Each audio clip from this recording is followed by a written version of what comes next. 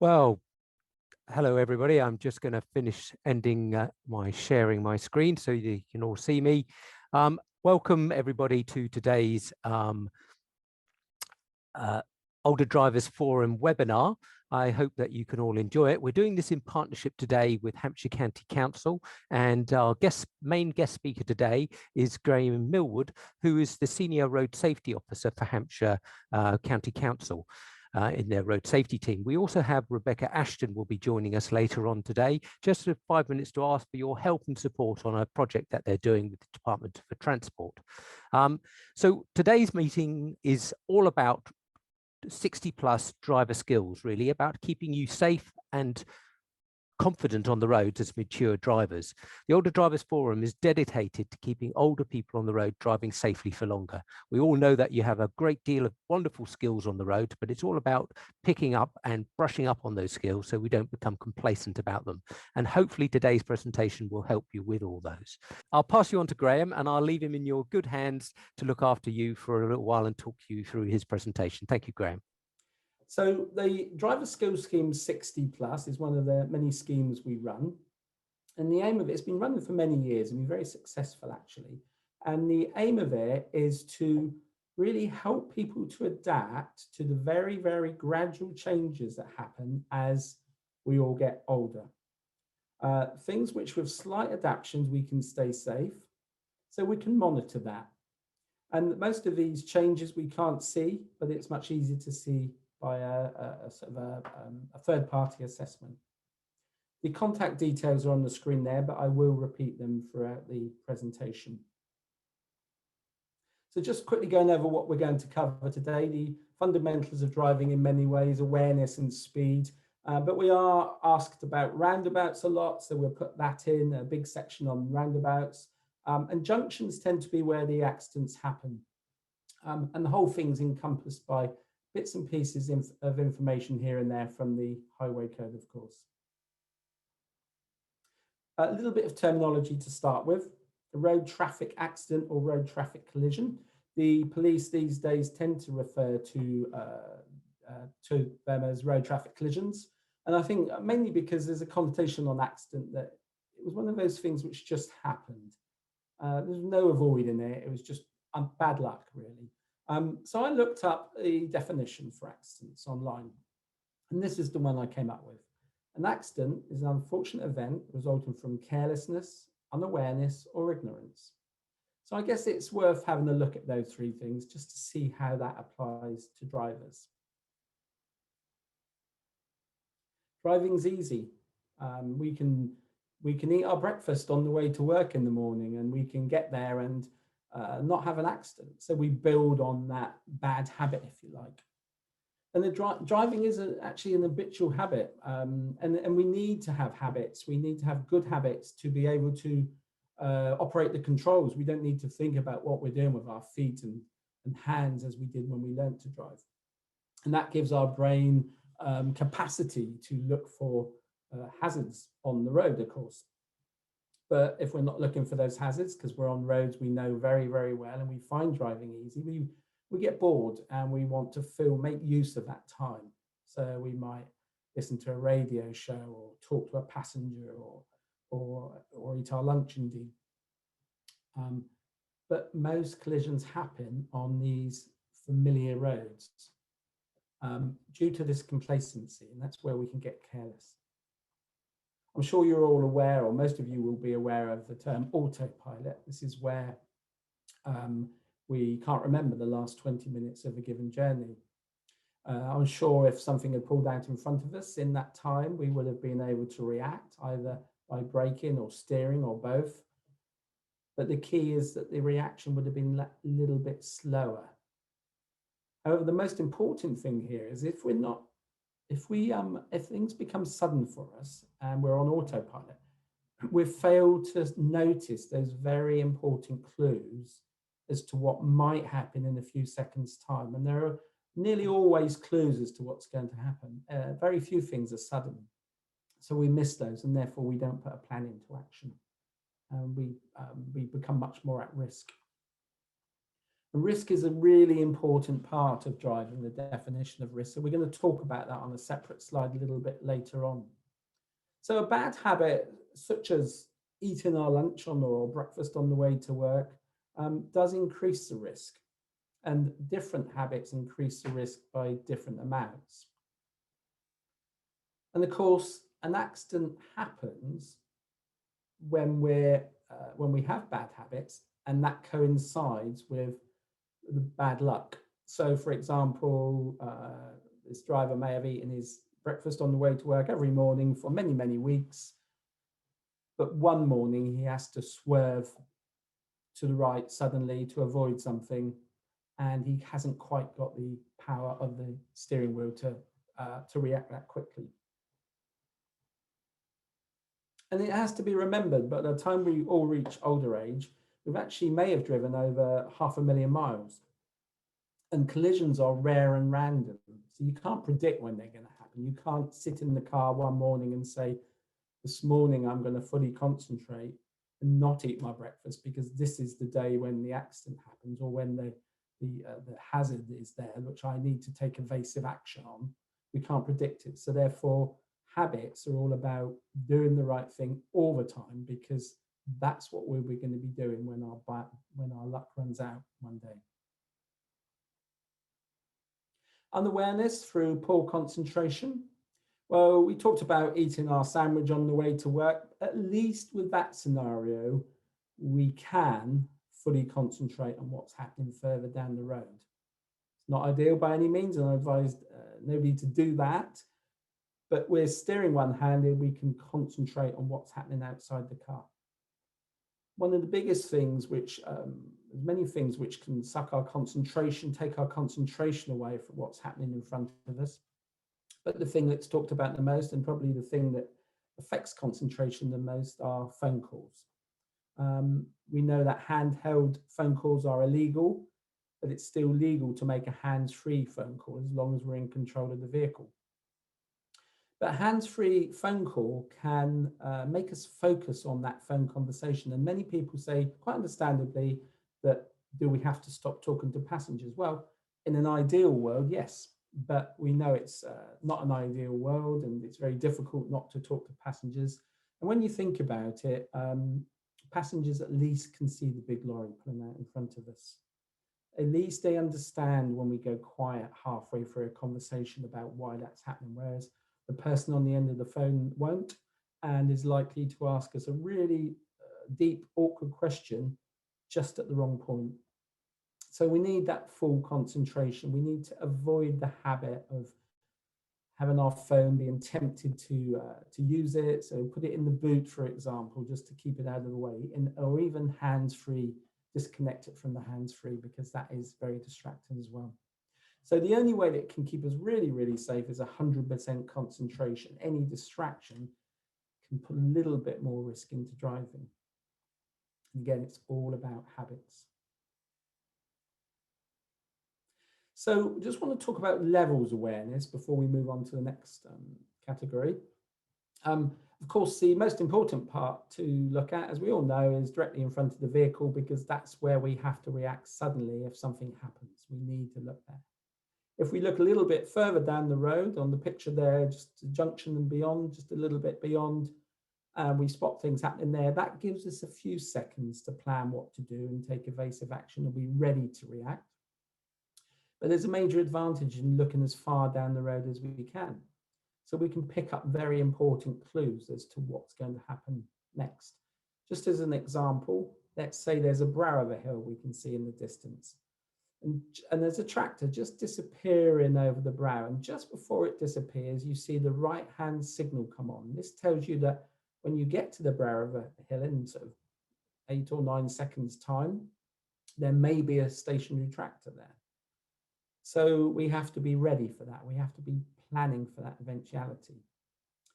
So this idea of scanning the road ahead, looking in the far distance, the mid distance, the near distance, one is a great way of picking up clues as to what's going to happen.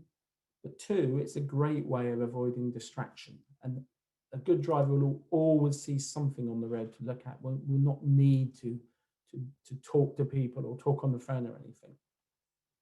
And the aim is to always remove that word suddenly from driving, because really we're not very good as drivers from dealing with things which are sudden. We need a few seconds at least to think about it. And once we've seen, let's go back to that tractor, we don't know whether it's actually going to be stationary or turned into the side road, but we need to plan for both eventualities. And the first thing, of course, we do is look to see what's behind us, because if we have a clear road, we can perhaps leave our braking until we get to the brow and see what's happening. Whereas if we got a big lorry, heavy lorry following us, we may need to just control the speed of the approach, control the speed of that lorry, because that lorry driver may have not seen what we've seen. So referring to what's behind every time we see a potential or real hazard ahead is very important. So now we have this scanning technique: far distance, mid distance, near distance, and rear. And of course, if there's something we need to prioritize directly in front of us, we cannot be looking at the back or in the far distance. We need to be looking at that thing we need to steer around or brake for. But then as soon as that's dealt with, we go back to this scanning. And although the rear view mirror, of course, gives us quite a good view out at the back, it's by no means the complete view. So we rely on our door mirrors, or sometimes used to be referred to as wing mirrors. And what we find is when we sit in cars on our assessments, actually, is that although the right door mirror is normally used a bit, the left one tends to get neglected. Even if we look at it, it's sort of set up all over the place. And the best way of setting up, on this case, the right-hand mirror, is to just see a little snippet of car. So that gives us a maximum view of the road. There's no point in seeing half of the car across the mirror, of course, because it increases the blind spots, which we'll talk about in just a second. But the left-hand door mirror, of course, is where the little cyclists will be seen. We need to check to make sure we're not cutting up a cyclist, cutting across when we turn left, or when we move off from in stationary traffic. We also need the left door mirror, of course, as we'll see later on the roundabouts. So there's many uses of that. And the blind spots, I'm sure you all know there are many blind spots around the car, directly in front of the bumpers. There are blind spots behind the windscreen pillars, and also objects actually on the road form blind spots. But the ones I just want to talk about are the ones that are directly over our right and left shoulders. So if we don't check into those blind spots, and actually that requires, as you all well know, a turn of the head, a shoulder check. If we don't check into there, it's quite possible to miss something.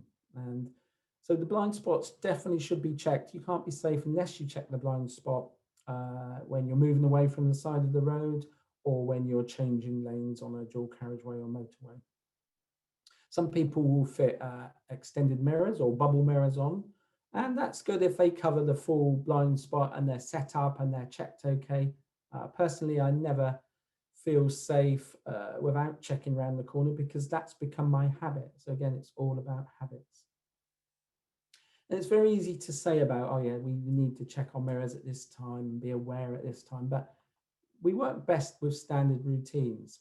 We often have assessments where on the report form at the end, the assessor might say, oh, that was a good drive, but you need to look in your mirrors more. There are times when you're not really checking what's going on. And the driver sits there thinking, well, I'm sure I'm very aware of what's behind. But what we have to bear in mind is on the assessment, everybody's fully concentrating, the driver's fully concentrating. And of course, that won't always be the case on familiar roads. It's very easy to go into this autopilot.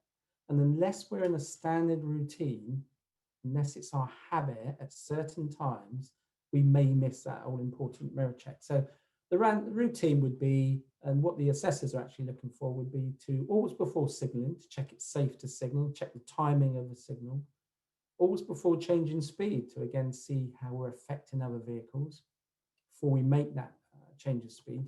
And of course, always before changing direction. So again, that's a good habit to be into, then we'll always do it when we really need it. And it's worth running this video. This is me driving actually on the M271 on the approach to the M27. You'll see, you may have seen from the signs and the road markings, the left-hand lane there is designated for a left turn only. It's the first exit, whereas I'm going to take the second exit. So I'm in this lane, holding back from the lorry so I can see the lorry's door mirror. That means the lorry driver should be able to see me, just in case he decides to reverse for some unknown reason. And I'm leaving a little bit of a gap because we know drivers make mistakes. So a gap can be used by other drivers to come in there. As we get nearer the first exit, it becomes much more unlikely that anybody will move in. And as we get to the hatch markings, I pull across to the left, but there comes a vehicle. And the only thing I believe that stopped me from having an accident was my habit of checking that left door mirror at that point.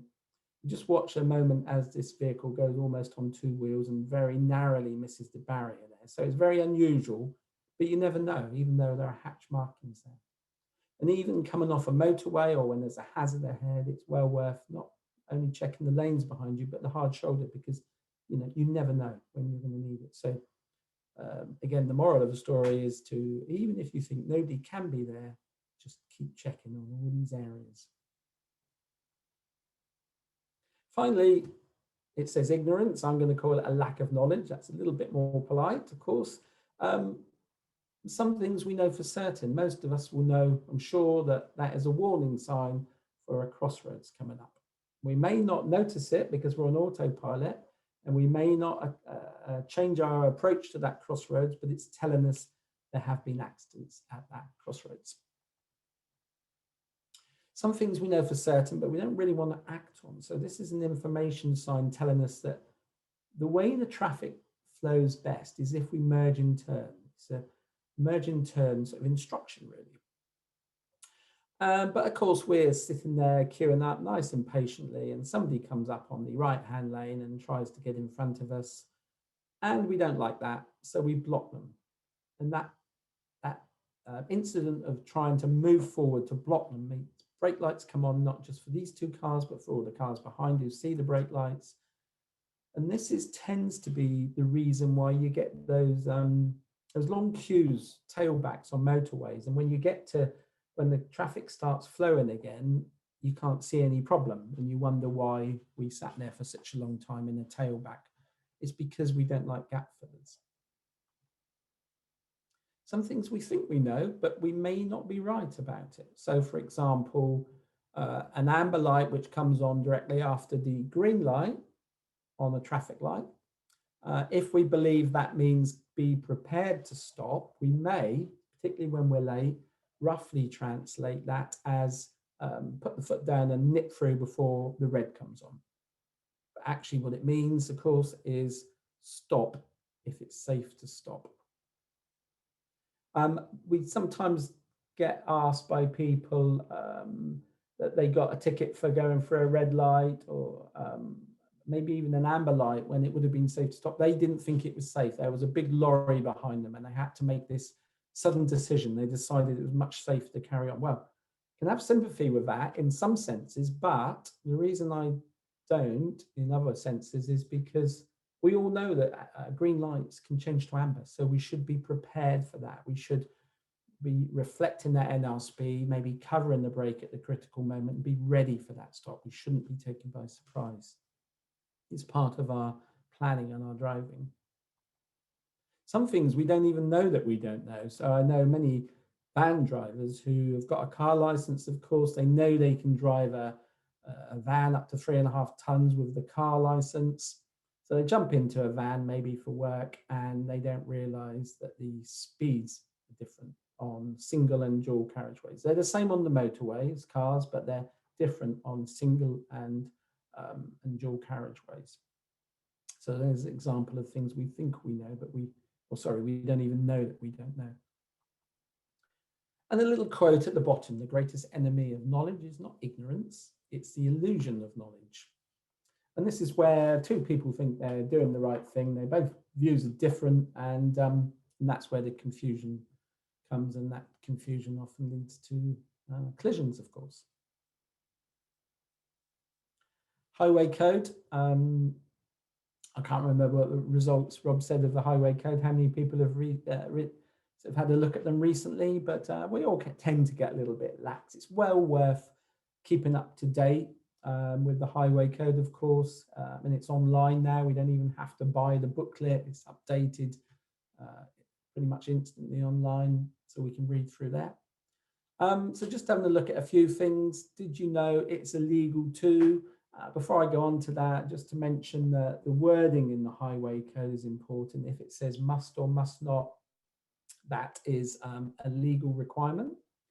Whereas if it says wording like should or should not, that is guidance, which if you go against it may go, may go against you in court in the event of an accident. So just as an example, it's not illegal to undertake on the motorway, but it's against under most situations, it's against the guidance in the highway code. So that's where you could suffer on that one. But it's illegal to leave an vehicle engine running unnecessarily while the vehicle is stationary on a public road. Not normally talking about queues here, but that's the wording of the law. Use your horn while stationary on the road, that's illegal. Use lights in a way that would dazzle, including fog lights. It's not actually a legal requirement to put fog lights on as such, but it is a legal requirement to turn them off when the visibility improves. And the general way they define visibility is 100 meters, which is just the distance between two marker posts as you exit a roundabout, motorway. So you see, when you see people put their fog lights on just because there's a little bit of rain, but the visibility is way past that, that's actually illegal because it dazzles people. Use hazard warning lights while being towed. That's illegal as well. Many people put the hazard warning lights on, but it's illegal because, of course, you can't, the vehicle being towed can't then put a left or right signal on. And I'm sure you've all seen delivery lorries or vans parked at the side of the road amongst other parked cars. You see their right-hand signal on, so you slow down to let them out. You may even flash your lights to let them out. But then you realise when they don't move that when you get nearer, they've got the hazard warning lights on. You just can't see the left one. So hazard warning lights should only be used for when you've broken down or when you're warning others of a problem ahead on the motorway. Drive on or over a pavement. That's illegal. Interestingly, outside London, it's not illegal to park on a pavement. So presumably you have to drive on the pavement to park there, but it's actually illegal to drive on or over a pavement. Stop behind the solid white line. It's illegal not to stop, that should say, sorry, not to stop behind the solid white line at a stop junction. So this is where you have a stop junction. They put the solid white line there and you need to completely stop, have a look and then go again rather than keep rolling like you would at many giveaway junctions. So it's illegal not to stop, that should say. It's illegal to drive over a mini roundabout, cut a mini roundabout like many drivers do. And it's illegal to reverse your vehicle any further than is necessary. And that's not well defined, but it's illegal if it's deemed to be unnecessary. So that's the first part before we move on to the sort of more safety tips. Just a quick word, a bit more about the Driver Skills Scheme 60 Plus. As I say, it's been running for many years now, helped many drivers, available to Hampshire residents, actually, including, in this case, Portsmouth and Southampton residents. The contact email is there, road.safety@hants.gov.uk if you need to ask any questions or find out any more. But effectively, we do advice through webinars, we do workshops, presentations when we're able to at various locations around Hampshire. We can signpost people to other organisations if we can't help. And probably the main part of it are the practical driving appraisals, where we have a team of very experienced driving assessors. We send them to people's house on request, and they have a chat about their driving patterns. And if there's anything they want to have a look at during the assessment, and then they sit next to them in their own car on the roads they would normally expect to drive on. And at the end, they issue a report. So well worth considering if you've never done one of these and if you live in Hampshire, because the feedback from these is always very positive about how useful it was. And the thing we measure on our driving reports is the risk levels that people are exposed to.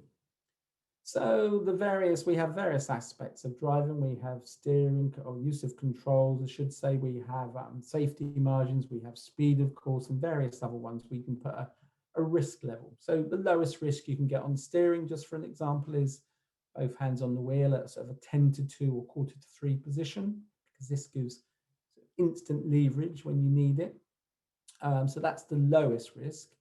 It's also easy for our assessors to spot if somebody's doing this unnaturally. So they know we're looking for that. So they're going to put their both hands up maybe at the beginning, but then you find that the hand tends to slip down quite often to the gear stick. And so it's not a natural thing. So we have to take that into account. What is the normal habit? Because of course, when they're most at risk is when they're not concentrating. Safety margins, the 2-second rule, people are either not very good at judging that, or they don't like gap fillers, so they don't do it, but that greatly increases risks if we leave a shorter following distance. And of course, speed. If we're sticking to the speed limits, that's generally the lowest risk you can get. And then then we look at habits. Is somebody naturally keeping to the speed limit, or are they always driving just that little bit faster before we decide on what risk level to mark them? Sorry, I just wanted to, there's one more on this slide, I went the wrong way. Yeah, so the little equation at the top has got no scientific value whatsoever. It's one I made up, but risk equals habit times mileage, add a little bit of luck in.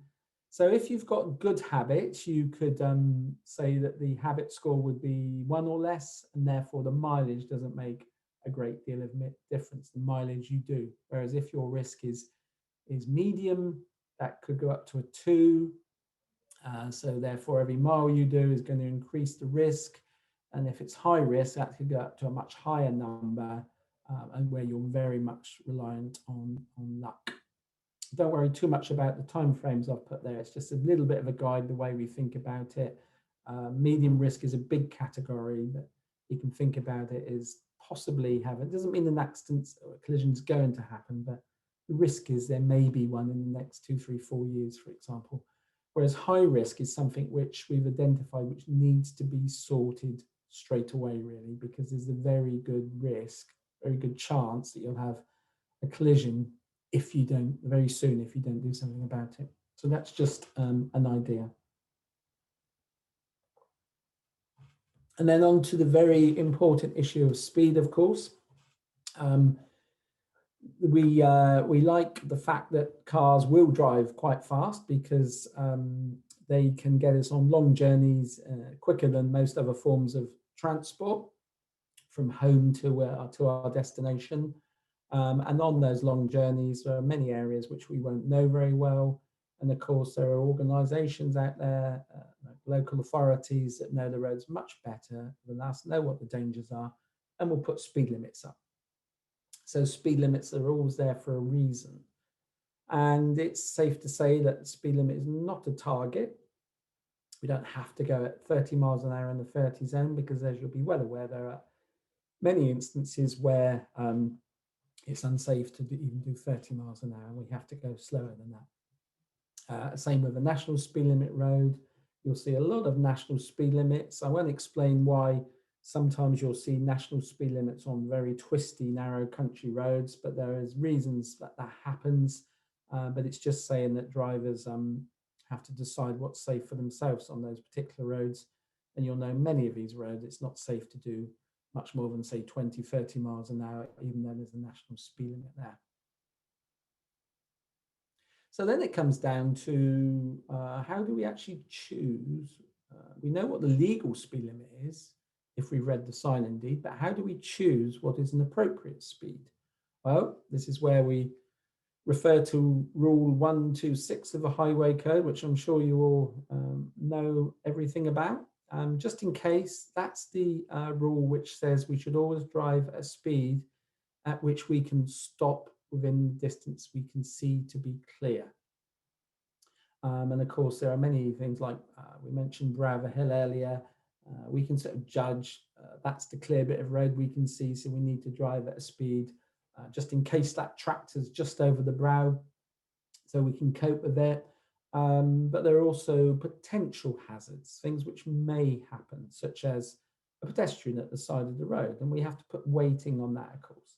If it's an adult pedestrian who is looking at us, we get eye contact for more than a couple of seconds, they're stationary on the pavement, very, very unlikely they're going to step out in front of us. Whereas if it's a child with maybe headphones on, listening to music or talking on the phone, not looking at us, there's a much greater chance that they're going to step in front of us, and therefore our speed, appropriate speed, should reflect that danger. So to judge appropriate speed, we need good concentration, we need good knowledge, and we've seen that, you know, as human drivers, we're not always very good at those two. And if we're not concentrating, we can't always anticipate what may go wrong. And even our judgment is not always that brilliant. So that when we ask somebody what is the stopping distance at 30 miles an hour, they tend to underestimate it in many cases. I must say that it tends to be more for the younger drivers than the more experienced drivers. So that takes us on to typical stopping distances. Now you may recognize this table here. It's the one that's reproduced in the highway code, has been for many, many years. And just to sort of diffuse the argument, if anybody's thinking, well, modern cars have got much better brakes than they used to have, so we can stop quicker these days. Well, actually, we can't if you look at practice. This is a general guide. One of the reasons we can't actually is that they used young army recruits, apparently, when they first devised this. So the thinking distance in blue there, if we look at that, the blue one, so for 30 miles an hour, that we've moved 9 meters from first seeing the hazard, the problem, to actually starting to brake. Well, that was based on a 3/4 of a second reaction time. I'll just see if I get my little pointer up here. So that's 3/4 of a second. And in reality, it's reckoned that drivers tend to need a second to react. So that bit these days, or all the time really, unless you're really on top of the concentration and expecting something to happen, indeed almost, is more likely to be up here somewhere, 1 second. So the overall stopping distance from 30 miles an hour is 23 meters, 75 feet. Personally, I find that very difficult to visualize on the road, but I can visualize what 6 car lengths in front of me mean. This is average car length is 4 meters. So it takes the length of 6 cars to pull up at 30 miles an hour. And it's well worth being able to visualize at all these different speeds, just what type of road length you need to pull up. And that will help choose the appropriate speed. If you think the 6 car lengths is far longer than you would need to pull up at 30 miles an hour, because let's face it, 30 miles an hour when driving seems quite slow when you're in a car, but just stand at the side of a road one day with cars going past at 30 miles an hour in a safe position, click your fingers twice with 1 second between, and just look at how far that car has moved. And that's the distance they will move if you were ever to step off the pavement before they even start to brake. So it's just important to sort of get a feeling for those distances.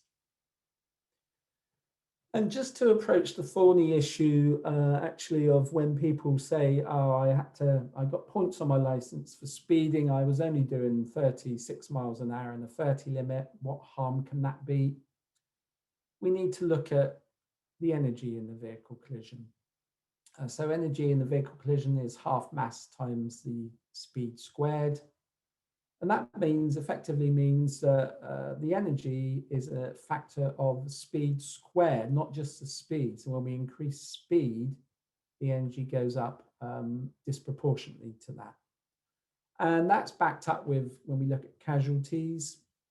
If a pedestrian is hit at 20 miles an hour, we know that they have a reasonable chance of survival, fairly low chance of fatality there. But if they're hit at 40, they have a very high chance of fatality. And indeed, every mile an hour you go above 30, you'll see the chances of that fatality comes up. So it comes down to habit with speed. If you're in the habit of driving at 35 in the 30, that's the speed you're going to be doing when a pedestrian steps up, and it only needs to be, that one instant in your 50 or so years of driving for that to happen. If your habit is 35, that's what you'll be doing normally. Whereas if your habit is 30, that's more likely what you'll be doing, and you won't be blamed necessarily for that collision then. Now on to roundabouts. I did say I'm going to spend quite a bit of time on roundabouts. Standard roundabouts we're going to talk about in just a moment, but we'll also look at the non-standard ones, how to apply the rules to those. We'll look at mini roundabouts and the spiral roundabouts, or what they're often called, the bigger ones are called gyratory systems. There are two problems on roundabouts. So briefly going through the approach. So one is the approach, getting onto the roundabout, joining the flow of traffic, and the other one is leaving the roundabout, particularly after a right turn. Roundabouts are designed to keep the traffic flowing. So these junctions are normally fairly open plan. That means when we're back here, we can view across the roundabout to see where the potential gap is. And if we see a potential gap in the traffic, we can try and manage our speed by just slowing down, holding back from the white line, coming up here and arriving there at the time which coincides with the gap in the traffic, of course. That enables us to flow onto the roundabout. And that gives us many advantages besides just keeping the traffic flowing over the car, which perhaps stops at the roundabout. It's much easier to keep going than to get going again into a small gap. Also, if you stop, you increase the chance of rearing collisions, which you do find quite a lot of on the approach to a roundabout. So that's the big roundabouts. That's what they're there for. Mini roundabouts in some ways are there to keep the traffic flowing, but they tend to be more closed junctions, particularly in town centres, where you have to be near the white line before you can see whether it's safe to go. And again, the question which we're often asked is, what happens when there are cars all three legs and all stationary? Who goes first? Well, that's not an easy one to answer, because of course you're all given way to somebody else, or given priority to somebody else. All I can say is, if you can manage your driving to keep a little bit of flow in your driving, avoid complete stopping, if safe, of course, you have the advantage over cars that have stopped, because they can see you moving and you're far more likely to be able to move on to the roundabout. So it's all about trying to keep that even small piece of a little bit of movement going. The other thing on mini roundabouts, of course, if B and A are here both at the same time, B has to give way to A, but has to try and make a decision whether it's safe to nip through here, clear the danger zone before A gets there. If A was to do the correct thing and come around here, this would be the danger zone, of course, and B knows that as B's nearer, they can probably safely do that. The problem comes is that many drivers act illegally and cut across the white paint. That brings forward the danger zone to here, and it means they don't have to slow down so much, so it completely changes the judgment. And in many instances, that is what causes the problem and what makes people nervous about many roundabouts. So in a nutshell, avoid stopping if safe, leave a gap to the car in front. I'm sure you're all aware that sometimes a car can move onto the roundabout. We're looking to the right for the next gap, and then the car in front stops. It's very easy to run into the back of them. So we always need to leave a sufficient gap to make sure that that risk isn't there. Give way to the right and don't cut the roundabout on the mini roundabout. Just quickly going to mention lane changing, because the other thing which people find trouble with roundabouts is leaving, and that is effectively a lane change from right to left when they're turning right. So very quick word on lane changing. On a straight road, of course, it's fairly straightforward, but it does depend on the car we're pulling out in front of and us being roughly at the same speed, because if we're slowing down that car, that vehicle, they're much less likely to allow us to move into the gap. So we run through the normal mirror signal maneuver procedure, check all round. And the signal part is really important, because if we sit in the middle of our lane, signal right, and make no movement after 2 or 3 seconds to the right, then the car behind thinks we're not going to actually come across. Whereas if we signal right, wait for a couple of seconds, and then very gradually move towards the white line at first, check out the response, and then move across. So when it's done gradually, it works much better. We'll apply that to roundabouts in just a moment. So that's lane changing. Now the roundabout itself, just going to quickly have a quick drink. So this is a picture from the highway code, and the information it gives us in the highway code is if you're turning left, first exit you do as this brown car does, approaching the left-hand lane normally, signal left and leave the signal on until you've left the roundabout. If you're turning right, you do as the green car is doing here, you approach normally in the right-hand lane, unless road signs or markings are telling you differently. You then keep the right signal on until you get to, and keep the right position until you get to here, the one prior to the exit, prior to the one you want to take. You left signal, you check that it's safe, and you come across like this. Now, this particular picture's got 2 lanes, so sometimes you can leave in the right-hand lane, makes it easier, and then change when it's easier on a straight bit of road.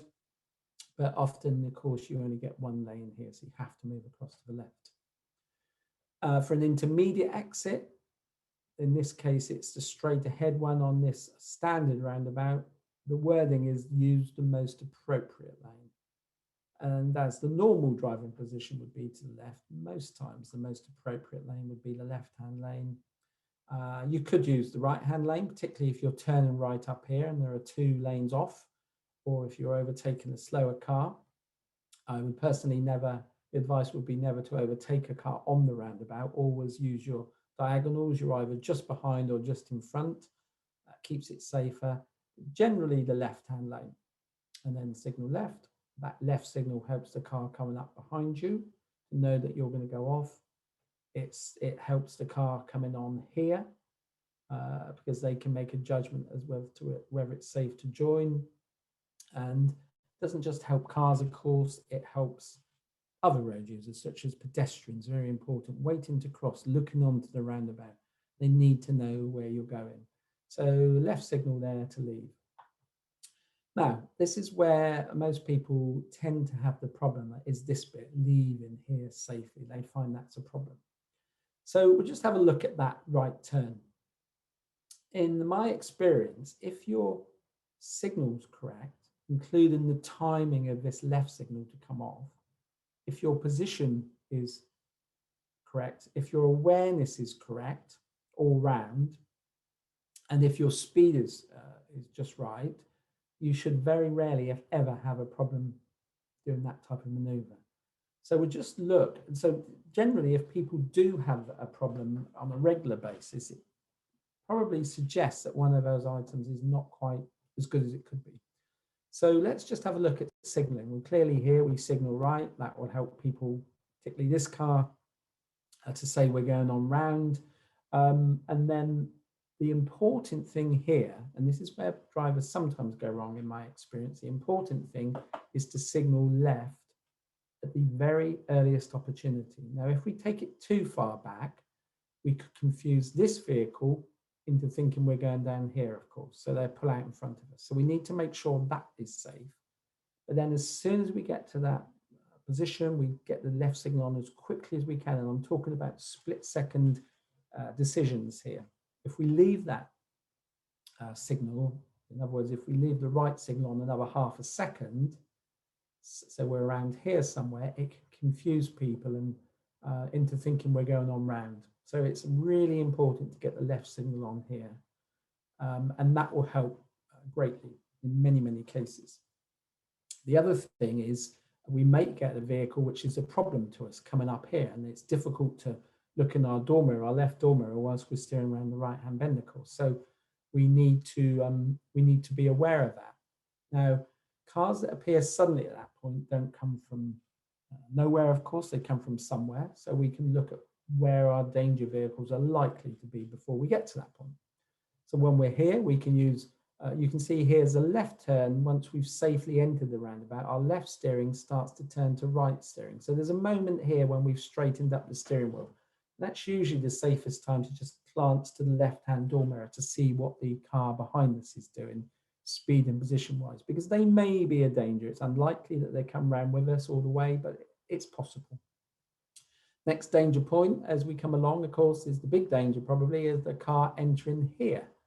That is where we're going to move in front of them, but then of course they're going to be following us. So we need to get a gauge of their speed, position, where they're likely to be a threat to us as we come round, and just be aware of that. And then if we got a signal timing right, as we switch from sort of right steering to start to peel off here, we can be checking that left door mirror. And as long as we don't steer across suddenly, we go forward and squeeze across off the roundabout like this gradually, we should be safe. There's one more thing which goes wrong though. If you imagine this, the driver of this green car is going much more slowly than every other car on the roundabout, even if our signal and awareness is good, we may find in that instant that somebody in a hurry, for example, coming up here, just can't wait. And due to stress or whatever, frustration, whatever, or nips past at the time we don't want them to.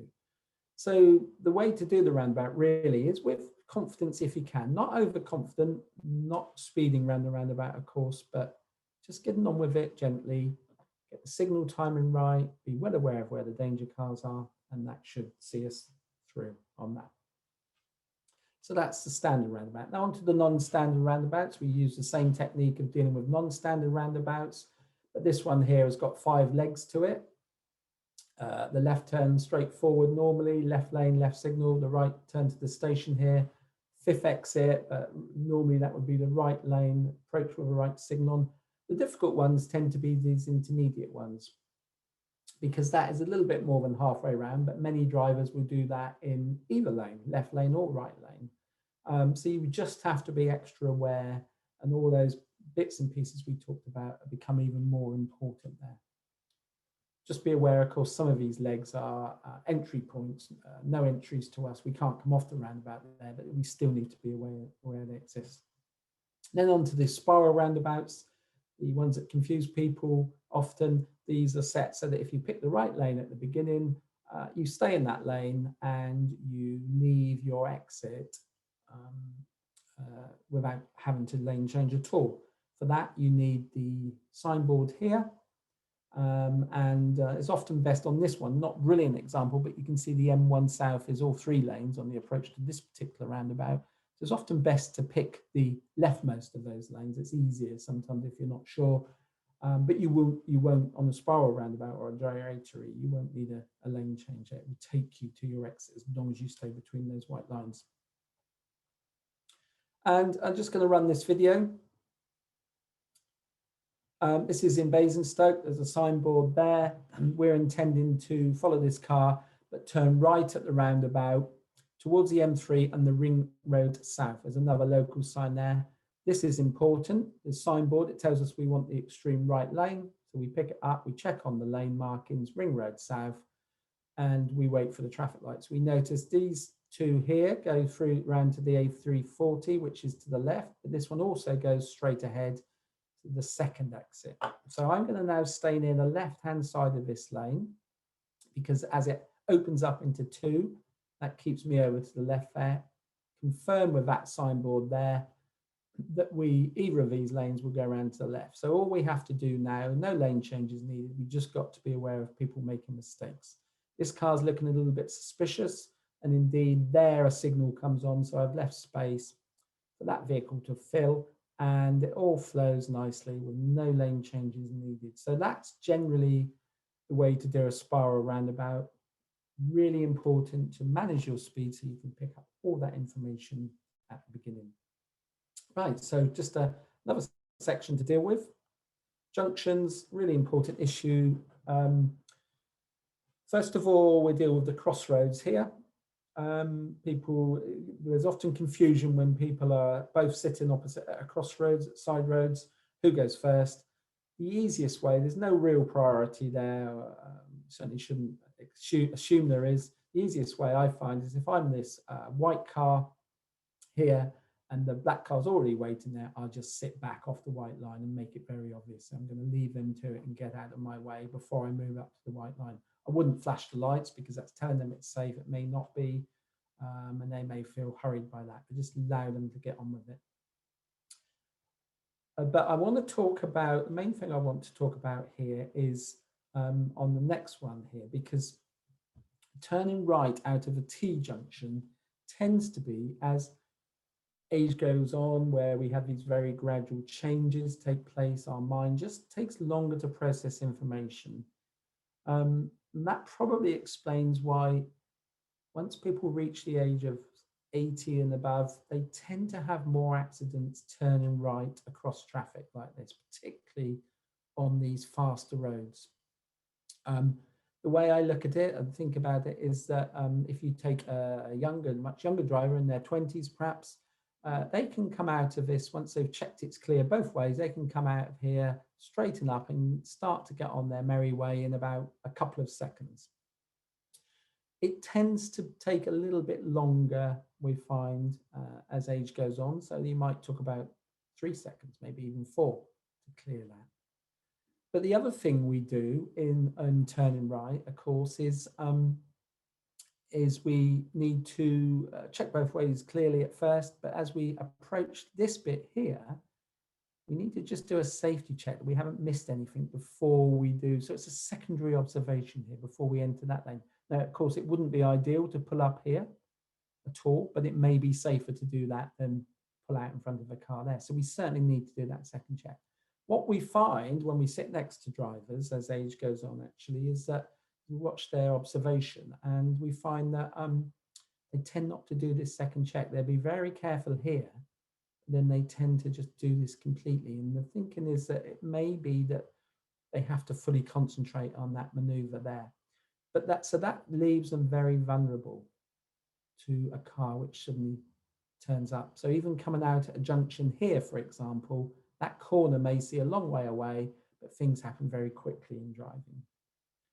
How many seconds it takes to emerge from a junction? Well, I think we said earlier, the quickest we can do it is 2 seconds. Any longer than that, certainly longer than 3 seconds, it starts to become a problem, because in 2 seconds, the vehicle can travel almost 180 feet or 14 car lengths at 60 miles an hour. And it takes 240 feet or 18 car lengths to stop. So you can see as you start to pull out of here, even that time it takes to get to the center line, a lot can happen here. So often safer to avoid these junctions altogether, these right turns, turn left, go and find somewhere safe to turn around, and then come back from that direction. It's often much safer to do that. It might take a few more minutes, but safety's obviously got to be the main concern, safety and risk. One final thing is that always handy to turn the radio off, turn the fan off, and open the window to listen. Okay, so finally, listen to your passengers. If your passenger doesn't feel comfortable, it's normally an indication that your safety margins aren't good enough. There is something wrong. Whereas if a passenger can relax, it's normally an indication that your driving is pretty safe. So as a final note, always listen to your passengers. Okay, so that's done for me. Thank you for your attention. And Rob, I will now unshare the screen and hand back to you. Yes, thank you very much, Graham. Thank you for that. I'm going to now ask if Rebecca Ashton from IAM, who's head of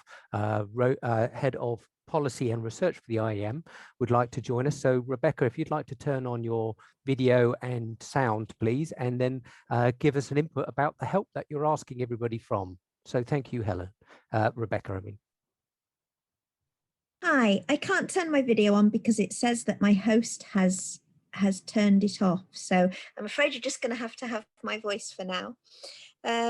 So basically at IAM Road Smart, we have done a survey, and we want to be able to get the input from our older drivers to help us the findings of it, really. I hope that you are all happy to be involved in that. That sort of thing for us. So basically, let me give you some information on the study aims. So we had a large group of people, of drivers aged 60 and over. We want to understand their driving habits, whether they've had any driver training, whether they self-regulate to avoid difficult driving conditions. Driver confidence and ability is another really important aspect of this. So we want to be able to put some questions together which examines a range of potential methods to increase safety of older drivers. And it could include perhaps how you'd feel about more regular eye tests, or whether you think a medical assessment would be a good idea once you get to a certain age. So there's a lot that we would like to pull in, and I think it's really important that we get as many people as we can to get involved with this.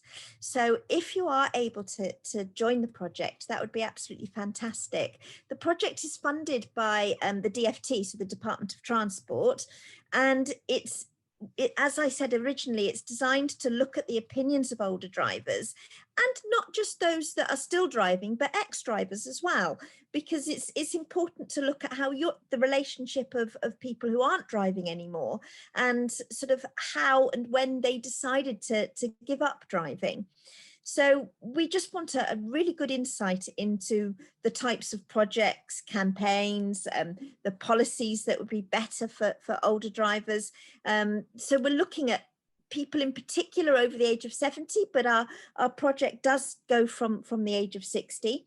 We're working with a very reputable Dr. Carol Hawley, who works out of the University of Warwick, and she actually did this survey for us a few years ago. I think it was 2010 maybe that we did this last survey. So we need to update it. And I really do think that it'd be an excellent opportunity to get all of you involved and to have your views counted. Oh, I can start video. Rob's just sent me a thing. Is that working, I wonder? Can you see me? Yes, we can see you now. Yeah, so sorry super. about that. Okay. Okay. So really, that's what we're wanting you to be able to make contact with us, and then perhaps go through a workshop with us where we can ask you some questions. So if it's something that you'd be interested in doing, and something that you think you can add to, we'd certainly really like to hear your opinions on this. The best way to contact us is through the info email. So if you were to write to info@iam.org.uk, that will come into me. As I said, my name's Rebecca. So by all means, make contact. And if you've got any questions about it, I'd be more than happy to answer them, and to hopefully put your mind at rest if you've got any queries. So by all means, make contact. Please join the survey so that we're able to get your opinions, because after all, it's your opinions that really matter and count. And that's it. That was all I had to say, Rob. Thank you. That's wonderful. Thank you very much for that. I wonder if you wouldn't mind joining for some questions. I know you're an ADI as well, so it'd be great to be able to see if you wouldn't mind answering some questions. Graham's one as well. So I've put us all on so we should be visible to everybody. So we've had a huge number of questions come in, so I can't promise everybody that we're going to be able to answer every question that they've asked. I will try and clarify each one as we go on. So I think first one is, probably to Graham. Do you think it's time for drivers at 80 years of age to be tested for their competence to drive a motor vehicle mandatory? Yeah, that's always an interesting question, of course. In my personal opinion, no. The reason for that is, I think you said before, Rob, that other countries have tried mandatory testing and it just simply doesn't seem to make a difference. Normally what we find is that the very few percentage-wise drivers we have to say you shouldn't be driving anymore, it's normally always linked to a medical condition which is not going to be improved. So maybe sort of a medical check at various different ages, fitness to drive medical check would be an idea. But I'm not one for testing, because testing has to be on a standard route to make it fair across the country. And we know that drivers, as they get into their 80s, often tend to compensate by staying locally on the same roads. They just want to drive to the shops and back in some cases. And you can't really have a test which tests driving to Sainsbury's and back. So that would be, sometimes it would take too many people off the road unnecessarily, in my view. Yeah, I think I echo that. And I certainly know from a lot of the work that ourselves of Older Drivers Forum been working with the Older Drivers Task Force nationally. And back in 2016, they released a report where we actually look into mandatory retesting. And someone did ask, is it regardless of age?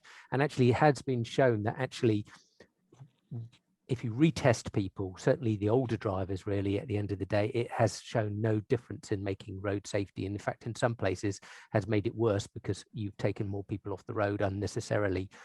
But what we do advocate is getting yourselves a brush up on your skills by one of the many schemes that, like Graham's scheme that he runs in Hampshire, and there are very many more. And if people are interested in having one of those brush up on your skills, then have a look at our Older Drivers Forum website under the page courses, and you'll see in your area what's available for you. Now, this is a really hot topic, really, which is out and about all the time, always to do with smart motorways. And we've had a huge number of questions to do with smart motorways. So I will try and just ask what the panel actually think about smart motorways. Do we think it's a good idea? And also, what about when are the breakdown lanes available? Say, are they halfway between refuges, or what should you do if you break down? So I don't know, Graham, did you want to go first on that at all? Oh yeah, I did have a slide on smart motorways, but unfortunately, because my presentation went on so long, I had to take it out. I wanted to put it in, but yeah, very briefly, my views is, I think the latest information I saw from the Highways England is that the only sort of advice they offer is, if you break down, move left wherever you can, as far left as you can, if you can move into a lay-by, clearly. Smart motorways have been in the news recently because of some high profile crashes. We have to bear in mind, I think, that hard shoulders were quite dangerous. Many people, unfortunately, over the years are killed on hard shoulders by drivers plowing into them. And also, if you break down with a hard shoulder in the right-hand lane, it's still not easy to get across to the hard shoulder. So there still would be that problem. I think when they were first designed, smart motorways, the idea was there'd be sensors at very regular intervals, which would tell the operators that as a vehicle stopped, and also the laybys would be quite close. But when they're implemented, I think from what I understand, the laybys are further distance between each one, and also there's the sensors are not there. They've taken too long to notify and close the lanes off. So I think in my case, the jury's open really about whether the advantages outweigh the disadvantages compared with normal ones. Thank you. Rebecca, I don't know if you wanted to say anything, one as an ADI, or even what the thoughts of the IAM Road Smart are. Absolutely. We've actually got a survey out at the moment on smart motorways and how people feel about them. But when we first heard about them, of course, we were offered an all singing, all dancing smart motorway with, as Graham said, cameras that detect everyone, good overhead signage, making sure that we had the emergency refuge areas quite closely spaced. And of course, what we've actually been given now, like that. I do understand that you know that the government are trying to show us that they are as safe as normal motorways, but the feeling that people have of travelling on them and the worry about if they were to break down, what would they do, how would they deal with the situation, causes a different level of stress and fear that can't be measured. So to me, the jury is sort of out. They need to give us what they promised us in the first place. and then we can look at the situation. But without being given what we were promised, it's very difficult to say that whether they're good or they're not good, because we don't know. I think people certainly notice a difference in time and that perhaps they're getting to places quicker. However, if we are losing lives or even a life because of the time saving, then, you know, we really need to think about our morals here. Yeah, and I think it's one of those difficult situations that we all have to think about really using. And we know that certainly when we're dealing with mature motorists, older drivers, they do tend to avoid motorways a lot because of the fears, and therefore implementations of something new can also create those additional fears for them. So I think we have to watch this space and see how they go. But we do need to remind people that motorways are actually the safest roads that exist. Yes. So therefore we would encourage people to use them, but perhaps for yourselves, if you are concerned about using a motorway, it's always a good idea to get a driving appraisal and ask the person to take you out on a motorway, or even if there's a smart motorway in your area, so you can get some confidence and understand what to do on those roads. Yeah. Rob, can I just add one very quick thing on that? In the presentation, we talked about habits, etc. The point that's missed sometimes here, and it's totally understandable, but generally, we're not very good at maintaining our vehicle very often. We tend to leave it weeks and weeks, and then we drive on the motorway and then it breaks down. And I know that's not always the case, but it just shows the importance of regular maintenance, really, if you're going to be using these motorways. Yes, very much so. And certainly over the current climate that we've just had, where people haven't been using them so much. So one thing now, we're still on motorways a bit, really, and it's very much to do with variable speed limits. Unfortunately, someone's here was caught on the M3, I think, using a variable speed limit and got confused about when it starts. Do you have any comments about what is a variable speed limit, and when is it start? When does it? When can you be a view of it when you join the motorway? Rachel, do you? Sorry, Rebecca, do you? Yep, no problem. Okay, so variable speed limits. So people often have a bad feeling about these, but they can actually really work to help with congestion and traffic flow. So when you go on the motorway, normally at an overhead sign will have the speed limit above each lane. And where you have a variable section of motorway, obviously they will change those. People often say to me, oh, but what if they change just as I go through it? Will I still get caught for speeding? And the answer to that is no. There is a time delay to make sure that if you're actually going through, or you're very close to approaching the sign when it changes, then there would be no prosecution on something like that. But it does show that you have to pay attention, and you have to keep your wits about you when you're driving along, because they can change. And of course, looking ahead allows you to be able to see this quite quickly. So I think they change compared to traffic flow. Sometimes they have them in, and it can be very annoying when you're driving along and they haven't perhaps changed back, and they're telling you to drive at 50, and you can see that it's a lovely clear road. Well, you've got to remember that it might not be for traffic flow. There might have actually been something on the carriageway or something that they're wanting people to slow down and be aware of. So just because it's clear and it says that there's a 50 speed limit or a 60, then just think that it might not be because of congestion. There could also be a reason for it, as in something on the carriageway. That's great. Thank you very much for that, Rebecca. So we'll move on, because we've got lots of questions. This is an interesting one, and certainly in the current climate that we're dealing with, we've had a number of questions about people about their renewing of their driving license. And as you well know, at the age of 70, you have to renew your driving license.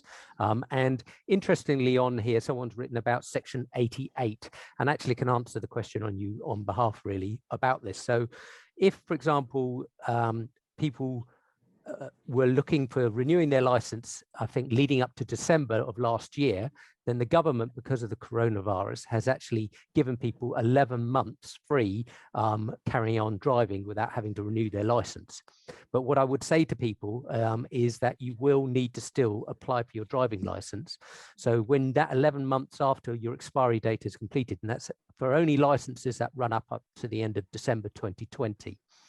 So those people who still have that license, you're driving under an extension. But if you apply for your driving license when it's expired, then the government allows you to continue driving under what they call Section 88 power. Now, that is only allowed if your GP says you're still fit to drive and that you've not been instructed to stop driving because of a medical condition, or that when you've applied to renew your license, you're still waiting. You've actually applied for your license. You need to make sure you've actually applied for your license. You can't just say, well, my license expired, I'll carry on driving. You actually physically need to have applied for it. And you need to obviously abide by the regulations of your previous license and understand that the Section 88 will only last up to 12 months after your license renewal application was submitted. So those are just a few things for people to be aware of. Okay, I would like to ask whether there are people designated in Hampshire and nationwide record road signs which have become obscured. I don't know, Graham, with Hampshire County Council there, is there a place what people can do about this? Yeah, there's, I haven't got it to hand at the moment, but there is on the Hampshire County Council website, there's an area where you can report things like potholes and damaged road signs and that type of thing. And it locates exactly where it is. And, you know, as with all things these days, they will get around to it as quickly as they can, but they need to be aware of it because we haven't got people all around looking for these things all the time. Yeah, and I think that's a national thing. There are, if you go onto your web browser and put in, you know, report pothole or your local county council highways department, you'll be able to find somewhere where you can report those things. But yes, they do take sometimes a bit of a time for them to clean them up because obviously I think they're reduced on staff at the moment as well. Someone asked another one for Hampshire again here, Graham. There used to be these please slow down bin stickers. Now, I just had a quick look on the Hampshire County Council website, which I think you could usually get them under the shop bit, but they're not on there. Is this something still available that people can get? Yeah, I'd need to check on that. The best way is to email road.safety@hants.gov.uk. I know that I wasn't involved with sending these stickers out particularly, but I know that with something like that, if you overdo it on a certain road, you have too many, the message seems to get lost. So they tended to sort of think very carefully about where they were supplied in some ways, you know, not every single house, every 3 or 4 houses, but I'm not sure. Just email road.safety@hants.gov.uk. That's great. So general question here, does driving too slowly cause frustration among other drivers, and does it increase the risk of collisions? I think we both want to answer that one, don't we, Rebecca? But basically, I've got to be very careful to say, and I would never say this with anybody on an assessment, drive faster than you feel capable of. But the fact is, if we take certainly a motorway driving too slowly compared with, you know, motorways work best when the traffic flows at roughly similar speeds. If somebody's much, much slower than the general flow of traffic, it can catch people out. It can cause a log jam, and it can be quite dangerous. Driving too slowly on a sort of a rural road when it's safe to go faster can cause frustration. And we know that frustration leads to stress, road rage, making decisions which are unsafe, such as overtaking near a bend. And we've all seen it. So my particular view is if it's too slow, yeah. But if a car driver can't safely drive towards a safe legal speed limit, then perhaps they want to very carefully think about the roads they use, in my view, because it does cause a problem, yeah. Rebecca, was there anything you'd like to add or not? Yes, absolutely. I think the most important thing is don't allow the car behind to drive your car for you. So make sure that you are fully in control and that you're not going to be bullied as such by the car behind. But that doesn't mean to say that if you're uncomfortable or perhaps you're in an area that you don't know and you are driving a little slower, that it wouldn't be an idea sometimes, if you can, to pull over and let that car come past, because then he's somebody else's problem and not yours.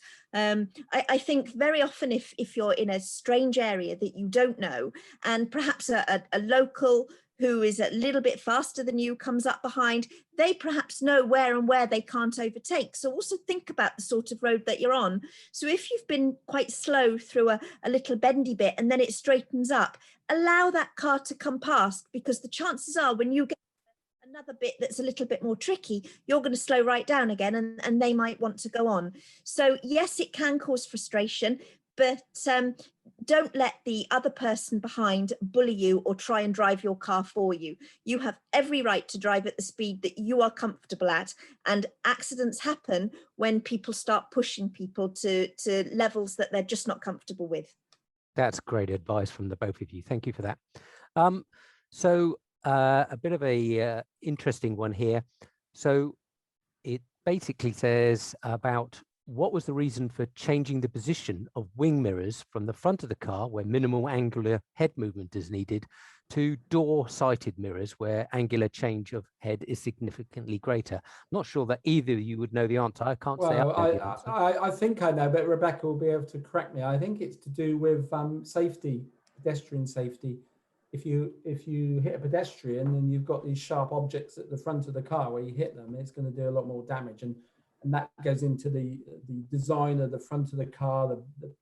We used to have old metal bumpers, didn't we? Now it's all flush.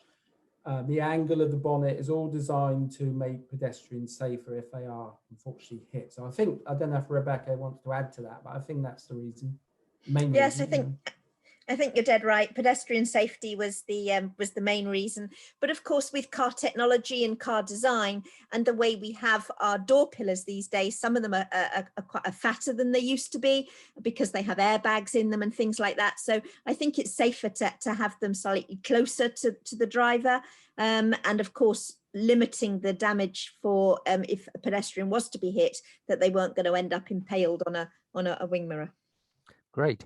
An interesting one, which I think all of us when we're out driving on the roads often come across. What should I do when I see an ambulance, police car or fire engine with flashing lights in my rear mirror? Now, one thing I will say to people is that there's a great video being created to give you advice on this. It's created by people called GEM, that's GEM, capitals, and it's called GEM Blue Light Aware. So if you type that into your web browser, or even onto YouTube, you'll come across, it's about a 10-minute video to watch, and it gives you really great advice about how to cope with that. But in the meantime, I don't know if Graham or Rebecca wanted to have a mention of that. Oh, sorry, Rebecca, you go first. I think, it's always a bit nerve-wracking when something like happens because, thank goodness it doesn't happen very often. But when it does happen, I think you always get a bit concerned, especially if you're at a traffic lights and you're the first comes up behind you. It can make people worry about, should they go through the lights or shouldn't they? So my advice is always don't go through the lights, stay at the red light, allow the ambulance to work around you rather than you trying to help the ambulance out, because they're trained to do that. And you don't want a nasty surprise of a ticket coming through the post when you did something that you thought was actually really helpful and trying to help somebody out. But I do agree with Rob on the video from Gem Motoring Assist. It's a great watch. Yeah. So my only comment to add to that would be don't panic, because what you see blue lights coming up miles down the road and people immediately slow down and pull over, and it causes more of a problem. Just look for the safest place. Don't panic and react instantly often. Yes, and I didn't explain to people my background, but 30 years as a road policing officer for Hampshire and Thames Valley Police, actually. So, and head of road safety for Hampshire and Thames Valley for a while. So I've now retired, but so I can give you some advice on how, when I did response and come across people, just one thing to say is, like Graham said, please don't suddenly put your brakes on and come to a stop, because that causes a nightmare for the response vehicle, especially if it was maybe an ambulance with a patient in the back or something. What I'd say is just indicate, put your left-hand indicator on or something like that, saying, look, well, I'm aware of you. Bring your speed slowly down. Maybe if there's a gap coming up, then you slowly slow down, allowing that gap, or just move over to give them space to get around you. But like Rebecca says, we're all trained in order to overtake you safely. And it's, please just keep a constant speed, none of this sudden stopping. Great. Let's have a look at other things here. Is it legal to undertake, i.e. move ahead of a car in the lane to your right? So for example, I'm guessing this is more a motorway or a dual carriageway. Is it legal to undertake? Yeah, I think I may have mentioned that somewhere in the presentation at the beginning. I can't remember if I did, but it's not an illegal act to undertake. I'm sure Rebecca will pull me up on this if I get any of this wrong, but it would go against the guidance in the highway code and under normal flow in traffic. and therefore if an accident happens, it will go against you in court. So it's not an illegal act, but it goes against the guidance in the Highway Code. Is that right, Rebecca? Yes, I think you're absolutely right there. And also what you have to remember is it's very unexpected. People wouldn't expect you to be doing that. So the checking system that other people put into place may not be quite as good as you're wanting it to be. And if you do try to start to overtake on the inside, they could move in. In saying that, you have to be sort of sensible about it, because if there's queues of moving traffic and things like that, even if you're all doing a sort of about 30-40 miles an hour, you might find that the cars sort of go up and down in the lanes. But as a general rule, no overtaking on the left, keep it on the right. Yes, and I think that's a sensible one. Let's see, we've got lots of questions coming in, and I can't promise I'm going to get to those as well. Let's have a quick look, see if we've got some different ones to mention. Graham, you did mention about flashing lights to let someone pull out. Shouldn't you clarify this as against the Highway Code? They say you should not only use flashing lights as a warning, and that's all you should be doing. Yeah, that's certainly what the Highway Code says. Flashing of lights is road language that people do use, so we have to appreciate that that happens. But I think I mentioned on the presentation, it's not advisable to flash somebody to tell them it's safe, because it causes confusion, and that actually increases the risk of something going wrong.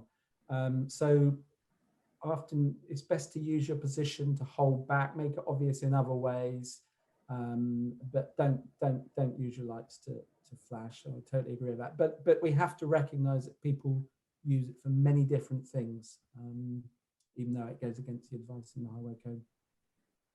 Yes, that's great. Thank you very much. Rightio, a few more to go on. Just a confirmation, I'm trying to look at multitask here, look at the questions coming in and ones I've written from people. So someone asked, what is an ADI? I do apologize. We're always using these short abbreviations. It's an approved driving instructor. So that just gives people that information.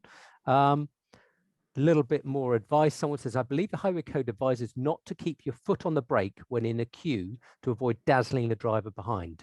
Modern cars with auto engine stop-start require brake to be applied in order to keep the engine on standby. What are your thoughts on this? Rebecca? Okay, so yes, it can be dazzling if you're at a queue and somebody's got their foot on the brakes. But I think you have to think about the time frame. So personally, I will put my foot on the brake and then I'll take it off and I'll use my handbrake. Because if I'm going to be stationary for a longer period of time, then my handbrake is always safest. And of course, now in modern cars, we have an array of lights on the back, don't we? We have the higher one for the back, in the middle, and then we have the two sides. So it can be sort of quite dazzling when you're pull up in front of somebody. But I also like to use my brakes to warn people. So if I've stopped at the traffic lights and I've got my handbrake on and I can see somebody coming up reasonably fast behind me, I'm able to touch my brakes again, just to let the lights come on, to give a little extra signal to them that, hang on a minute, there's a queue here, you need to start slowing down. Yeah, I agree with you on that. That's great. Graham, was there anything extra you wanted to add or not?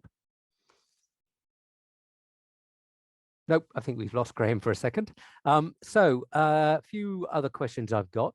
People keep asking for the address, the email address that Rebecca's given us. I think I'll just ask Rebecca at the end if you wouldn't mind repeating that, but I also have got it, and it will come out on an email to you all at the end of this and on a follow-up one, just a reminding. So you will all get an email with that IMS email address that Rebecca's given out, but we'll repeat it any second. Some people assume, like many older drivers, have not driven much in the last year, maybe 10 to 15 miles a week, very locally. My first significant journey driving myself as my own was to a vaccination clinic. My confidence and ability has obviously dropped and nosedived. What support do people support with this, and should I be happy to get back driving, please? And what advice could there be? Well, I think just to let you know, we have created 4 sort of advisory things for the lockdown. It's on the Older Drivers website under advice. You'll see a page called lockdown, and under there is about 4 different things about how to cope with not driving for a lot, and also maintaining the car while you're not using it a lot, those sort of different things. But yes, if you've lost confidence, then what I would suggest is please go out with an instructor, but some of them aren't working at the moment, but also think about maybe going out with a family member to get them to come out and build you up some confidence, and maybe set some little routes for yourself just to build your confidence on roads that you know. I don't know if there's anything that Rebecca or Graham wanted to add to that. After the first lockdown, sorry, I was kicked out of Zoom for a while for some reasons. I don't know whether that was just me, so I might have missed some stuff. But after the first lockdown, we did some driving assessments under certain conditions. And we found it very strong message from people that are already suffering with their driving due to maybe a medical condition, really suffered through that few weeks off. And they lost a lot of their skills. We didn't find that so much with drivers that were okay before it. But yeah, we're always there to, as IAM would be, to provide confidence builders and help to get back into driving. Great. Anything from yourself, Rebecca? Well, I totally agree with Graham in that you know, the lockdown has caused some issues for some drivers, especially those that are on quite a lot of medication. I think it has worried people, and confidence has sunk. You know, if you don't do something for a long period of time, it can be very nerve-wracking to get back in. So my advice is to as you say, to get some help, and to take it very slowly. Choose yourself a nice, comfortable route for the first time that you go out, one that you know, that you're familiar with, that you're confident on. Tell somebody that you're going out on the route and where you're going as well. Ask if they're going to be in so that you can ring them if you have any problems, or if you've got somebody who can go with you. I know we have to be careful about sharing sort of cars at the moment with being in the same household. But as Rob says, if you've got somebody in the same household that's able to go with you for confidence, then that's absolutely great. Driving is so important to so many of us that I think it's important to keep up this level of independence that it gives us. Absolutely.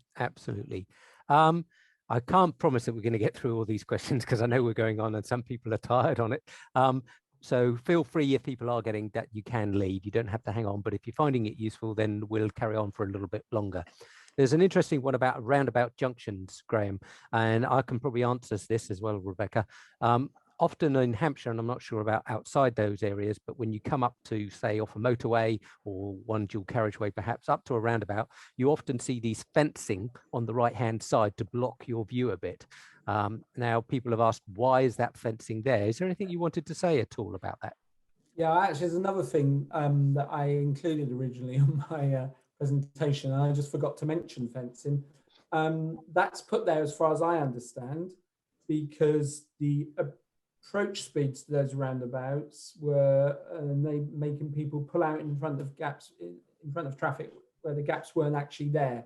So, and the speed of approach was causing a problem. So they put the fence in there to slow down the speed of approach so that people have to take more care. I believe that's the reason, because they've looked at accidents at a junction. So they put the fencing in there to slow traffic. I think that's certainly the main reason, but also sometimes they put fencing in like that to stop the glare of lights of people that are turning in, because of course they would shine straight into you and that can cause a problem. But we must remember that we should never approach a roundabout at a speed that we think we're going to have to brake late. So if you can't see very well, then always slow down and judge your speed. Yes, that's great. Great advice. Thank you from both of you. So driving licenses, and I can answer this one quickly. Can you confirm that the old paper license is still valid? Yes, it is, as long as it's still in date. Obviously, if you've moved and your address and you have to update with the DVLA about your new address, then I'm afraid the paper license will go and you'll have to replace it with a new credit card with your photograph. And so any changes that you need to do for an address or anything like that, then it will be changed. But you can still drive on an old paper license as long as it's still, the expiry date is still in time. So no worries on that. Let's have a look, a few more on here. Does the 2-second rule, we mentioned it quite a lot, Graham, does the 2-second rule equate to whatever speed limit that you're traveling on? So is it just on motorways, or could we use it? I know you did mention about it in 30 limits. It works better at the higher speeds, to be honest. Certainly works better on motorways and faster roads. And it is the minimum following distance to be safe. It's a minimum, really.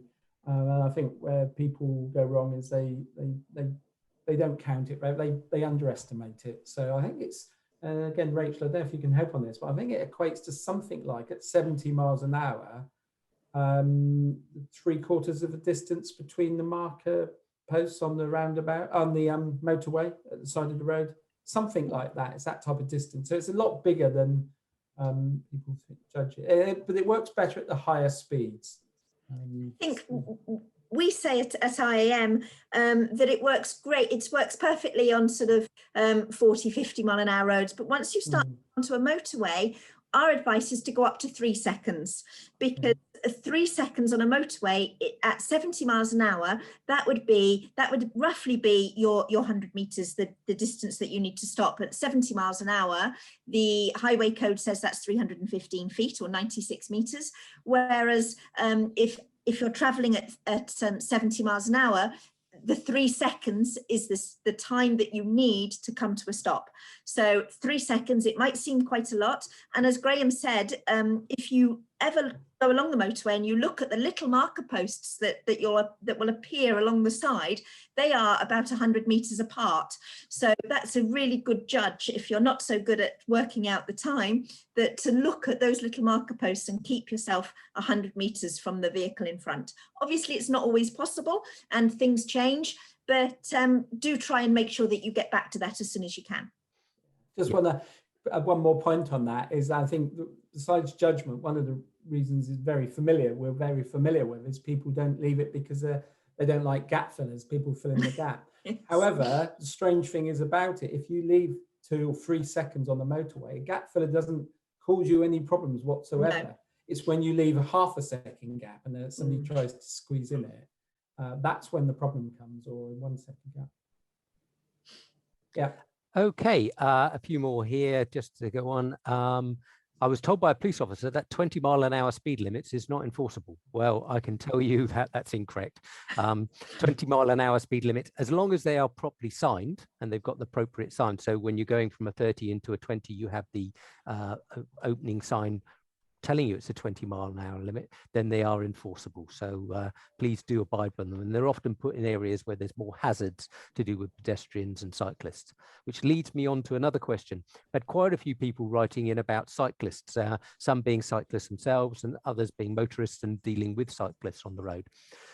What is the panel's thoughts about, how we overtake a cyclist and what we think about cycling on the road, and should it happen, and what sort of distance should we give them when we overtake them?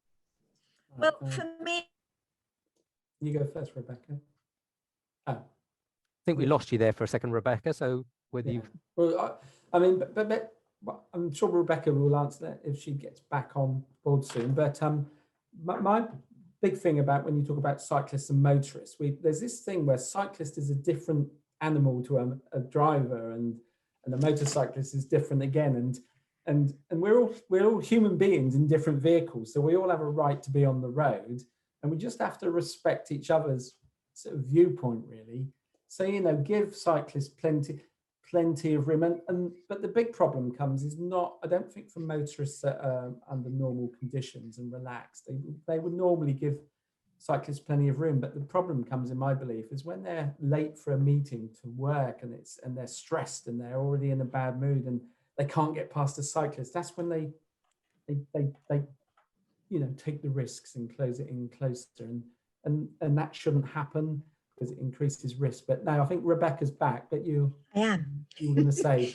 Yes, so at IAM, we obviously think that separating cyclists from vehicles is the safest way for everybody. But in today's roads and everything, it doesn't always work like that. So my greatest advice to car drivers is to leave that extra little bit of time, so that if you do come across a cyclist, you're able to overtake safely, making sure that you give them a lot of space when you go past them. I think we all complain about potholes and things like that in the road. Well, for us in a car, although it's annoying, it's not quite as dangerous as it is to a person on a cycle or a motorbike. So I think there is something that we have to be aware of, and I think we have to make sure that we're looking out for the safety of others. I know sometimes they can be very annoying. I totally understand. Had issues with cyclists. I would be lying if I said I hadn't. I live in a very rural area where we have a lot of cyclists, but I find it's normally the very, very few that make us talk about cyclists. It's not the many. So I would say, you know, always think that they are human beings. They're not just things on their you know, they are human beings, and we should treat them nicely, and you know, we should try and look after them, because I know if something was to happen, I would be devastated that I'd hurt somebody. And I'm sure everybody watching here would be exactly the same. So a little bit of time, a little bit of extra space, and we can all share the road nicely. Yeah, and I just sorry, Rob, I'd just say that when I moved about a year ago and to an area where I now cycle a lot, so I totally see it from the cyclist point of view. One of the biggest problems is drivers make quick decisions at junctions. They don't take in the correct information. Their brains play tricks on them, and they don't often see the cyclist. And that is where I feel most vulnerable, is going past a junction. Cyclists have their own thing to do, which is to wear bright clothing wherever possible, not be all in black. But I do feel vulnerable on a cycle, I must admit, but I'm a cyclist now. And I think just a few things. It really is important that we give cyclists space. There's, I think it's a review at the moment going through the government whether to set an acceptable overtaking gap. The Highway Code gives it really about the width of a car that you should give between you and the cyclist, because bear in mind, you know, the last thing you want to do is touch someone. So if it's not safe to give plenty of space, and really lots of campaigns are happening across the country with that, with police forces, and we tend to use it about 1.5 meters, which is with your arms stretched out either side. That's the distance you should give when overtaking. And if you can't have that when you overtake a cyclist, you shouldn't do it. You have to also think that you're in a big motor vehicle with lots of metal around you, and they've got no protection at all. So bear in mind, imagine yourself as a cyclist and how much room you would want to be given when being overtaken by a motor vehicle. And lastly, just on that subject, the police are doing a lot about with it. What they're doing is actually having an undercover police officer riding a pedal cycle with cameras mounted front and back. And actually anybody who overtakes them too close, then they have stopping vehicles around and the person will be stopped, and you can be prosecuted for careless driving. So just something to be aware of, and it is being done across our counties. Okay, a few more, just a little quick ones here. I'll just answer this quick question for someone. When one reaches the age of 82, I understand your entitlement to drive ends. Does anyone have anything to do which can allow me to continue to drive? Well, that's not true. You actually can continue driving forever, really, your whole life, as long as you're fit and healthy to do so and you renew your license. You basically have to renew your license at the age of 70, and then it's every 3 years. If you have an underlying medical condition, then it may be every year or 2 years with some medical certificates from your doctor or some certifications. But actually, you can carry on driving for as long as you're fit and able to do so. And in fact, the oldest person holding a driving license in the UK is 107. So you can see there are reasons for people to carry on driving if you are fit and healthy to do so.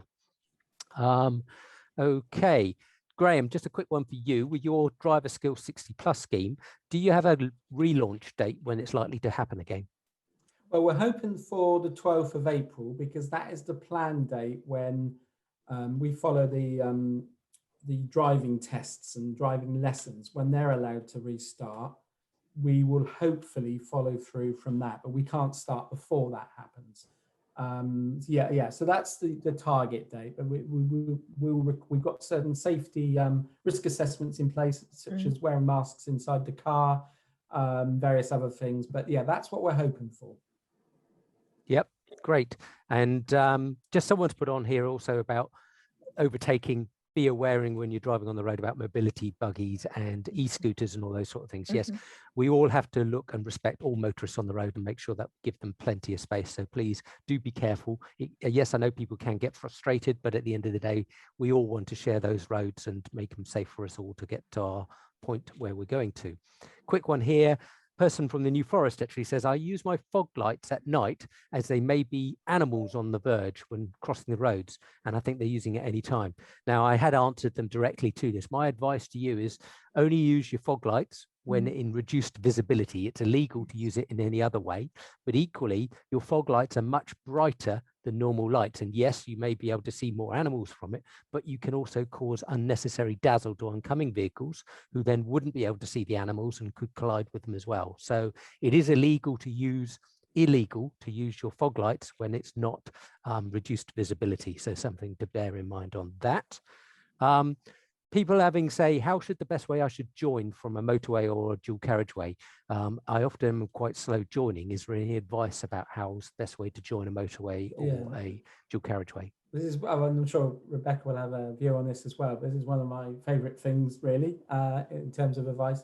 The way I look at it when I watch others joining is that there seems to be this tendency to want to join at the beginning of a slip, an acceleration lane. And these slip roads are designed so in length on the motorways particularly, that by the time you get to the end of it, you've built up speed to match the speed of the traffic. The other cars have seen you drive along there, so they can start to make adjustments to allow you in. And what you do by coming out any earlier than that is you just restrict everything. You restrict judgments, decisions, and all sorts, and speed.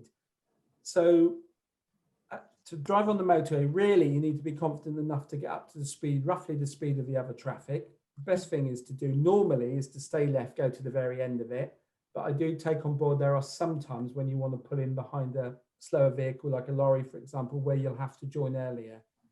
There are many other bits of advice, but for me, that would be the big one. So I'll let Rebecca sort of add to that if she's got other stuff to talk about. Yeah, I mean, joining a motorway can always be, I think it's the most nerve-wracking part of driving on a motorway for people is actually joining it in the first place. And as Graham says, you know, when you're coming up to the motorway, if you're going over a bridge beforehand, perhaps look down on the motorway, what the traffic flows like, so that you can see if you've got a standstill, a motorway at a standstill, in which case I wouldn't advise joining it necessarily. Anyway, I'd think carefully, but look at the speed that the traffic's going at, look at the amount of room and the gaps between traffic. And then when you come down the slip road, of course, you want to make sure that you can match your speed to the speed that's already traveling on the motorway. I do agree with Graham as to you don't have to join at the very, very beginning. You've got a whole slipway to go, but I would normally try and join sort of in the middle-ish so that I'm not starting to get worried that I'm getting to the end of it and I haven't joined. But, you know, just think nice and carefully. People do move out to let you on, but of course they don't have to. It's your job to join them. And I think sometimes we forget that. But a lot of people do move out into lane 2 to leave lane 1 clear for people. And that's a little tip that I do when I'm traveling on a motorway. If I can see that there's an off ramp, very often I know that there's going to be an on ramp, and I will naturally move out into the middle lane if it's safe to do so, to allow people to join, because I know that that's the hardest part for people sometimes is joining. So just keep it really safe, good observations, and match that speed. Brilliant. Okay. A really interesting question, and I think this is one, and I'll just do 2 more, and then I think we'll have to wrap it up because we'd be going all day otherwise. And I really appreciate you both hanging on to answer these questions. This is a really interesting one, and I think it's many drivers face this. When you're coming along a sort of normal single carriageway road and you're wanting to turn right, and a car in front of you is wanting to turn right into a side road as well, so like at the crossroads either side, should you go behind that vehicle or should you go in front of that vehicle that's waiting to turn right? If you're both wanting to turn right into different junctions either side of you, what's your advice in that? I think, again, I'm sure we both put a little bit into this, but I think the advice in the highway code is you do which is the most suitable, and depending on the exact layout, depending on road markings, of course, sometimes it tells you which way to go. But where there are no road markings, really, there is no point you trying to go around a car to turn right if the other car coming is trying to cut across you. Because again, so you have to work together really on those. I think that's the only advice.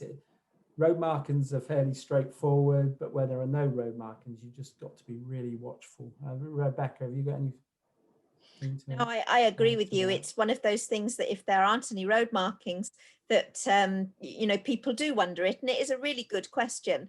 But I would say, you know, pay attention to the other person. My preference would always be to go up to the back of their car, but that's sort of, you know, my personal preference. Yeah. Law that says which way you should go. No, of course, if you go round, like you say, Rebecca, up to the back of their car, go round the back of them, you have your view's not blocked. Absolutely. You have a better view. So it's, yeah, probably better to do it that way if you can. But like I say, you can't do that if the other person's intent on cutting the corner. No. So just the very last question I'll ask. Sorry to anybody who's asked a question, we haven't been able to ask it, but we've been inundated. I mean, just to let people know, we've had over 400 people join us today, so great turnout. Wow. So just to let you know, one of the things someone's asked is, what is our advice and what do you think about dash cams? Should we have them? Should we not have them? Graham, you've muted, so you've muted yourself. Okay. Sorry, I was letting Rebecca go. Okay, so dash cams, I think they can be very valuable. They can certainly help you when it comes to insurance issues and things like that. They can really work for you and give the whole picture to the insurance company. Some police forces are actually asking for dash cam footage now of things. So I do think it's very worthwhile, but I also think that, you know, it's not something that you must have, and that you've got to make sure with the placing of these things that you're not obscuring your vision. I have seen some people drive with various bits of equipment stuck on their front windscreen, and unfortunately that does really limit views, so you have to be very careful how you put them in. I would always say, unless you're super confident at installing them, get a professional to install them, because anything that you're dealing with car electrics and things, you'd always want a professional involved unless you're super confident. But otherwise I think that they are really useful. I personally haven't got one, but that's not because I have anything against them. I think they're a great training aid, because the two videos I showed on my presentation were both from dash cam footage, taken in hours of footage, but those two came up because I had it running all the time, and they're really useful sometimes. What I would say is, don't be too, accept that other people do make mistakes, and don't get wound up too much, and, you know, try and send footage of somebody doing something wrong every time you see it to the police force, because they simply won't be able to deal with it all. Yeah, certainly. The one actually with the van coming around, cutting through the hatch markings and going right round the outside, nearly having a collision with the lorry and the barrier on the motorway there, I did send to the police, and they said they would use it if that vehicle was picked up doing something else. So, you know. Yeah, so it's always good that if you do find something like that, you know, like I think Graham's advice is, don't send everything, find only the worst really that you've got, because we can all get angry at people on the road at times, and otherwise the police just get inundated. So we want to make sure that they're dealing with the worst drivers on the road and giving them the education for it. So thank you ever so much to both Graham and Rebecca for spending so much time answering questions. Thank you, Graham, for your very good presentation today. That was excellent. And Rebecca, just if you could just remind people what the email address, if they want to help you with your wonderful survey. Yes, of course. So the email address is info, I-N-F-O, at iam.org.uk. So that's info at iam.org.uk. Lovely. And actually, I've added it to our website. So if people wanted to go onto the events page where you found the webinar again to register, it's on there as well. So please look at that. And like I said, you will get an email from us at the end of this presentation over the next 24 hours. Thank you for you taking part in the webinar. And it does actually have the that email address within there as well.